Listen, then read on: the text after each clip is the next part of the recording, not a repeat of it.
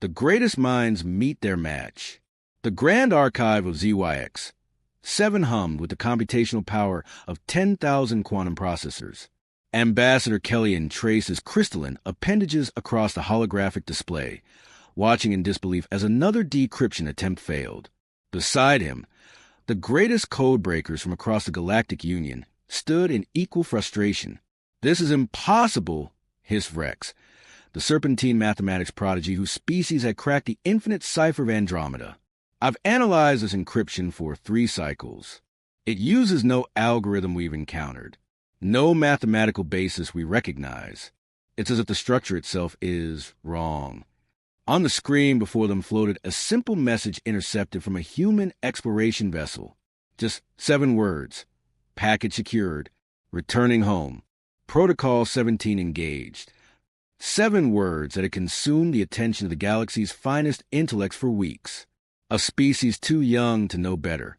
Kellyan remembered when humanity first applied for Union Membership 5 standard years ago. They were so young, so primitive by galactic standards. Their fastest ships barely achieved 0.3 light speed. Their weapons still used projectile ammunition in some cases.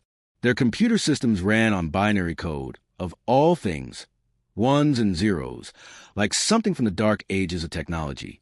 The Union had accepted them as provisional members, the way adults might welcome enthusiastic children to observe a serious discussion. Humanity would learn. They would adopt proper technology. They would abandon their quaint, inefficient ways. Except they hadn't. The intercepted message. The trouble began when the Kronar raiders attacked a human cargo vessel near the disputed rim. It was a routine piracy operation, the kind that happened weekly despite Union patrols. The Kronar specialized in stealing technology, ransoming crews, and disappearing into uncharted space. But this time was different. The human ship, the UNSS Perseverance, had broadcast a single encrypted message before engaging the raiders. Union listening posts picked it up automatically. Standard protocol dictated that all distress signals be analyzed to coordinate rescue operations. The message was only 7 words, but every Union cryptographer who examined it came away baffled. "It's not encrypted," Rex had insisted during the first meeting. "Not in any traditional sense. It's simply incomprehensible, like trying to read thoughts written in sound." The competition begins. What started as idle curiosity became a challenge, then an obsession. The Trilixian Collective, whose hive mind could process information across 17 dimensions simultaneously, spent 48 hours attempting to crack it. They emerged from their neural synchronization, exhausted and empty-handed. The Mechanites, pure artificial intelligences who had evolved beyond biological constraints, dedicated an entire server farm to the problem. After 72 hours, they simply reported, "Error, cannot process. Logic stack overflow." Even the ancient precursor database, a repository of knowledge from civilizations millions of years old, contained no reference to anything similar. The human arrives. "Perhaps," Kellyan had suggested after 2 weeks of failure, "we should simply ask the humans what it means." The response from his colleagues had been mixed, pride warred with pragmatism. Finally, desperation won, which was why Commander Sarah Chin now stood in the Grand Archive, looking decidedly underwhelmed by her surroundings. "You brought me 4 light years to ask about a status update?" she said, raising an eyebrow at the assembled galactic geniuses. "It's not the content," Kellyan explained patiently. "It's the encryption. We cannot decipher it. Our best minds, our most advanced systems, all have failed. Please, Commander, help us understand. What technology are you using?" Sarah blinked. "Technology? It's not. We're not using technology. It's just English." The archive fell silent. The truth emerges. "English," Rex repeated slowly, as if the word itself might bite him. "Your spoken language. But we have translation matrices. We understand English perfectly. This message is something else." "Oh!" Sarah's face lit up with comprehension. "You mean you can't read the encryption layer?" "Yeah, that makes sense. You wouldn't have the context." "Context." Kellyan leaned forward. "Please, Commander, explain." Sarah pulled up a chair. Humans always need to sit, Kellyanne noted, and began to speak. Okay, so here's the thing. About 300 years ago, before we even left Earth's solar system, humans developed this encryption method. It's not based on mathematics or quantum keys or anything like that. It's based on, well, culture. She paused, seeing the confused expressions around her. Let me give you an example. If I said the eagle has landed, what would you think? That a bird species has achieved ground contact. Rex replied immediately, right. But if you were human, especially if you knew Earth history, you know that phrase has a completely different meaning. It was used during the first moon landing. It means mission accomplished. The actual words don't matter. It's the cultural reference that carries the real message. The impossible code. Kellyanne felt his thought processes fragmenting. But that's not encryption. That's simply context. Shared knowledge. Exactly. Sarah grinned. It's called the silence protocol. We developed it specifically because mathematical encryption could always be broken given enough time and computing power. But cultural encryption? That requires you to be human. Or at least to have lived among humans, absorbed our history, our literature, our jokes, our memes, our collective memory. She gestured the message on the screen. That specific phrase, Protocol 17 engaged, wouldn't mean anything to someone who hasn't studied 20th century human cinema. But to us, it's a reference to an old movie about secret agents. It means going dark, maintaining radio silence, mission critical. But the Union has extensive records of human culture, Rex protested. We study all member species. We should be able to cross-reference. All 10,000 years of recorded history? Sarah interrupted gently. All the books, movies, songs, poems, plays, video games, internet memes, regional dialects, slang terms, inside jokes, historical events, and cultural movements, including the ones we lost and rediscovered, including the context of how they relate to each other. The silence that followed was profound, a humbling revelation.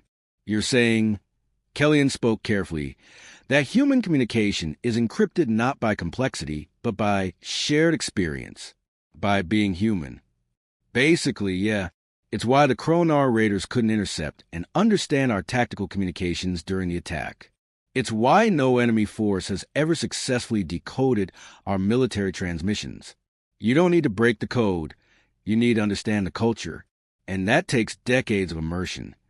Rex made a sound like grinding gears. But this is inefficient. What if the message is genuinely misunderstood? What if your own people misinterpret? Sarah shrugged. Then we ask for clarification. We use context clues. We rely on the fact that we share a common foundation of understanding. Yes, it's messy. Yes, it's imperfect. But it's also completely unbreakable to outsiders. The uncomfortable truth. Kellyanne accesses historical databases, cross-referencing humanity's military record since joining the Union. No intercepted communications. No decoded messages. Complete communication security in every engagement. Not because humans had superior technology, because they were indecipherable. Commander Chun, he said slowly, do you realize what you've achieved? You've created a form of encryption that cannot be solved by computational power, cannot be broken by pattern analysis, and becomes stronger the more complex your culture grows. Sarah's expression turned serious. Ambassador, we didn't create it to keep secrets from the Union. We created it to survive. Humans have been fighting each other for thousands of years. We learned early that the side with better communications usually wins. This was our solution. And now, Kellyanne asked, now we share it with our allies. That's why I'm here, isn't it? You want to learn the silence protocol. An offer of alliance. The Grand Archive's assembled minds processed this information in stunned silence. Sarah stood, stretching her back with a very human gesture of relief. Here's my offer, she said. We'll teach cultural encryption to Union security forces. It won't work as well for you. You'll never have the depth of human reference, but we can create hybrid versions, codes based on shared galactic history, multi-species references, contextual frameworks that span cultures. In exchange for? Rex asked suspiciously. In exchange for nothing. You're our allies. The Kronar Raiders are everyone's problem. Secure communication helps us all. She smiled. Besides, teaching you about human culture? That's not a security risk. That's just making friends. Kellyanne felt something unfamiliar. Respect mixed with humility. The young species they had welcomed as children had been protecting themselves with sophistication the Union had never imagined, not through superior technology, but through the simple complexity of being human. Commander Chun, he said formally, on behalf of the Galactic Union, we accept your offer, and we apologize for our presumption. Sarah laughed, a bright sound that echoed through the archive. No apology needed, Ambassador. You couldn't have known. That was kind of the whole point. As she left to begin preparing training materials, Rex turned to Kellyanne. We have been very foolish, haven't we? Not foolish, Kellyanne replied, watching the human walk away. Simply reminded that advancement comes in many forms. And sometimes the oldest methods, language, culture, shared understanding, are more powerful than any technology we might invent. The message still glowed on the screen. Package secured. Returning home. Protocol 17 engaged. 7 simple words that had humbled the greatest minds in the galaxy. 7 words that proved humanity's strength wasn't in their weapons or their ships or their computers. It was in being impossibly, beautifully, frustratingly human. Part 2. The Cultural Offensive 1,500 words. 3 months later. The Tactical Communications Center on Station Unity buzzed with unusual activity. Kellyanne watched as human instructors moved between stations, working with students from 20 different species. On screens throughout the facility, clips from human entertainment played, movies, television shows, historical footage, music videos. To an outside observer, it might look like a recreational facility. To Kellyanne, it looked like a revolution. Again, Lieutenant Marcus Webb said patiently to a Trilixian student. When I say winter is coming, what am I communicating? The Trilixian's multiple mouths moved in confusion. Warning about seasonal temperature decrease? In normal conversation, yes, but in the protocol, it means danger approaching, prepare defenses. It references an old human entertainment series. The context changes everything. Kellyanne approached Commander Chun, who was reviewing progress reports. How goes the training? Sarah looked up, exhaustion evident in her features. Slowly. We're making progress. But there's so much context to cover. We focused on military and security applications first. Codes based on historical battles, strategic terminology, military culture. It's easier than trying to explain internet memes. Your people have been remarkably patient teachers. We have to be. This stuff is second nature to us, but explaining why something is funny or meaningful. She shook her head. Try explaining a pun to someone whose language doesn't have homonyms. Now multiply that by 10,000 years of cultural evolution. The unexpected student. A commotion near the back of the training center drew their attention. Kellyanne recognized High Scholar Vrenix, the precursor database curator, one of the Union's most prestigious and prideful positions. This is absurd. Vrenix's voice carried across the room. I have memorized complete works of 3,000 civilizations. I have studied languages dead for millions of years. I will not be defeated by a primitive reference system. The human instructor, a young specialist named Amy Rodriguez, maintained her calm. Scholar Vrenix, with respect, you're approaching this like a database query. Cultural encryption isn't about memorization. It's about feeling. Feeling? Vrenix's optical sensors flared. Emotions are chemical responses. They have no place in secure communication. A teaching moment. Sarah stood and walked over, Kellyanne following. May I, Specialist Rodriguez? Please, Commander. I think I've hit my limit with this one. Sarah addressed Vrenix directly. Scholar, let me ask you something. Have you ever studied human music? I have memorized approximately 4 million human musical compositions, their structures, their mathematical properties. But have you listened to them? Really listen, without analyzing. Vrenix paused. I process auditory information, yes. Sarah pulled up a file on her tablet. This is a song called Imagine by John Lennon. It was written in 1971. during a period of significant Earth conflict. I want you to listen to it, not analyze, just listen and tell me what you feel." The song played.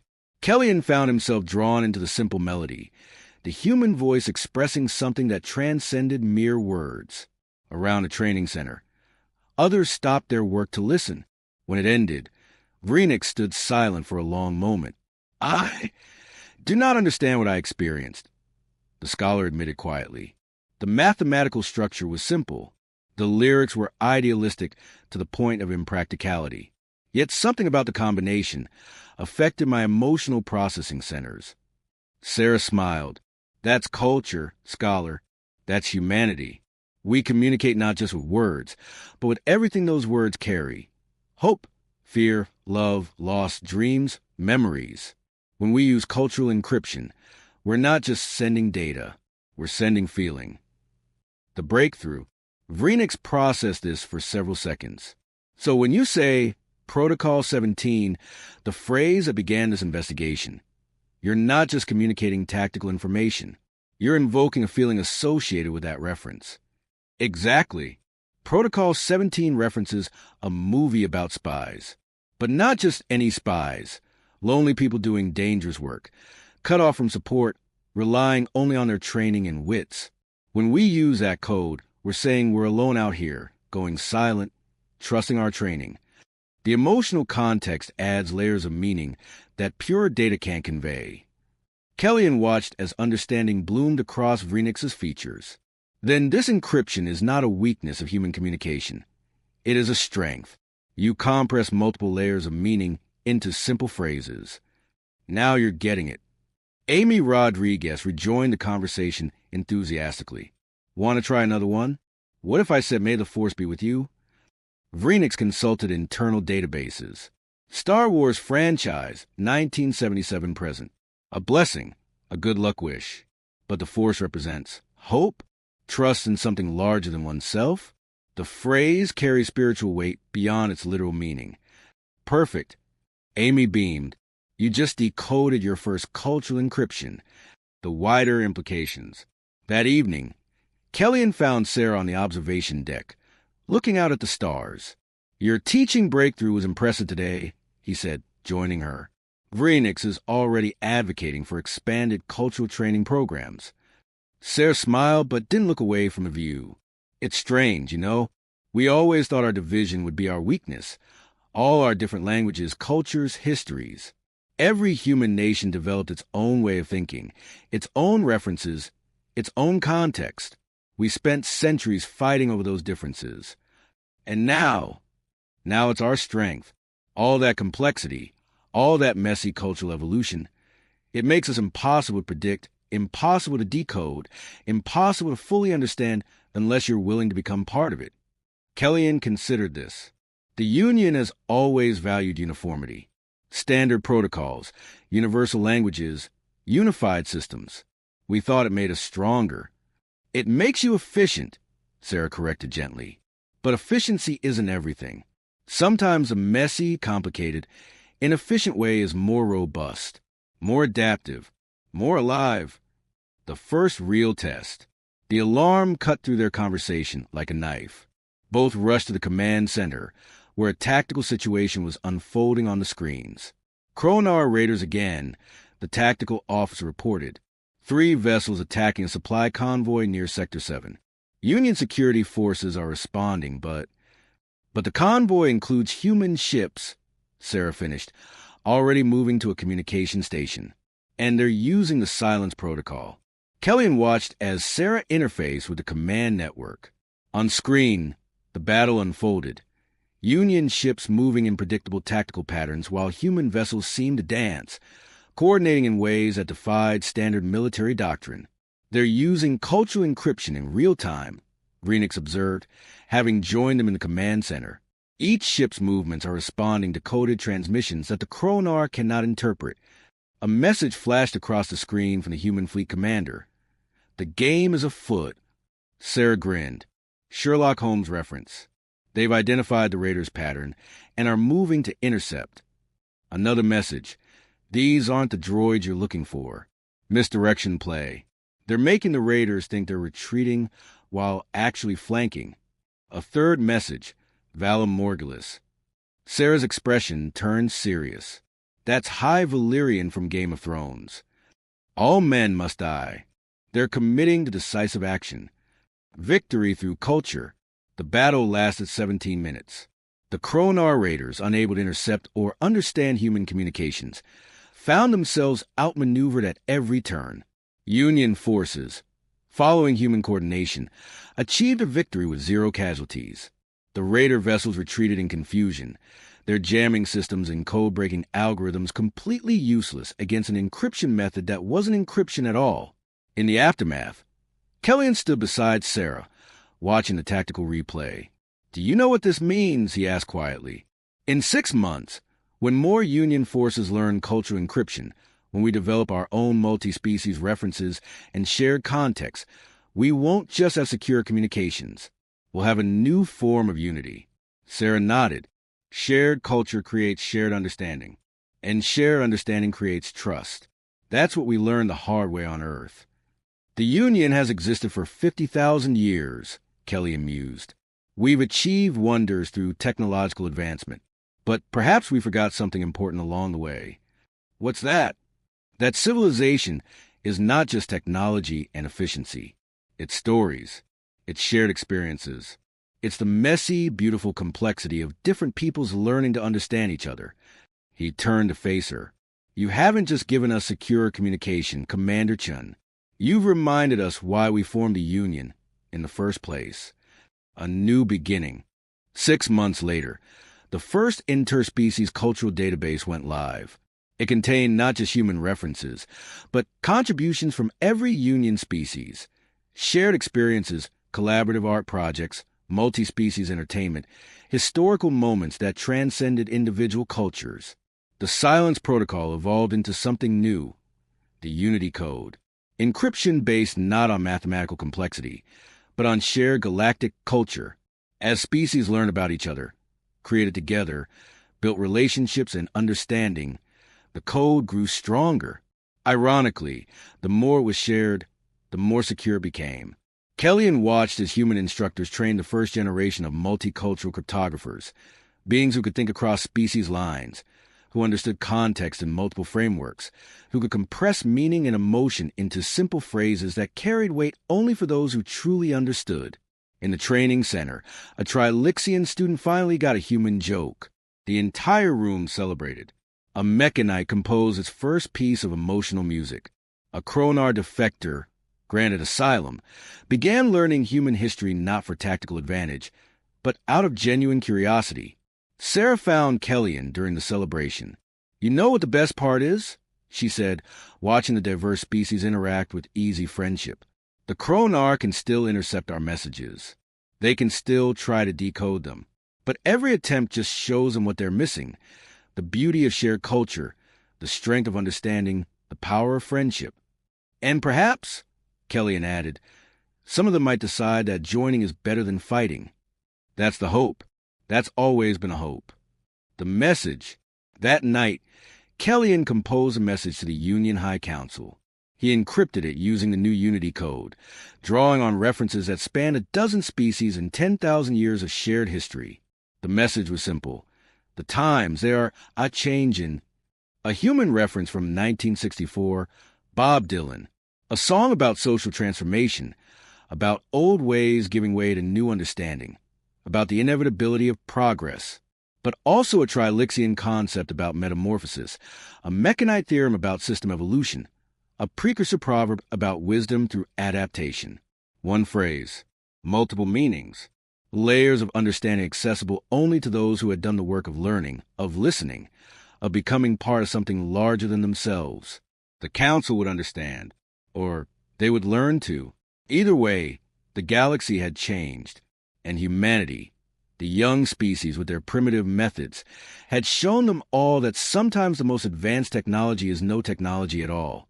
Just culture, just understanding, just a beautiful, complicated, messy business of being alive and sharing that life with others. The message sent, Kellyan looked out at the stars and smiled. Somewhere out there, someone was learning to understand someone else. and that was worth more than all the encryption algorithms in the galaxy.